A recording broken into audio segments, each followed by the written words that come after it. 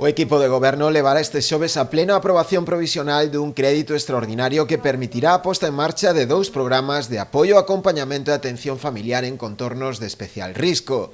O primeiro deles levarase a cabo da man da Fundación Meniños e ten como principal obxectivo o apoio e o acompañamento a menores. Vamos traballar con de 8 a 10 familias e atender a 15 ou 20 nenos ou adolescentes, sobre todo en situacións de trauma.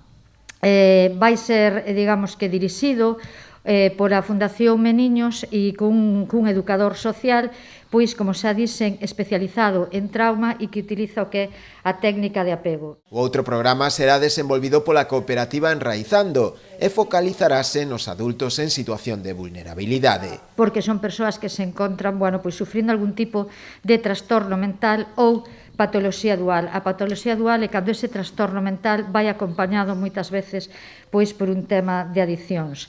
Este programa o levará adiante a cooperativa Enraizando, que está formada por 2 educadores sociais e unha psicóloga, e calculamos que haberá sobre 10 usuarios. Os 2 programas terán un custe para as arcas municipais duns 36.000 euros e desenvolverase ata finais de ano.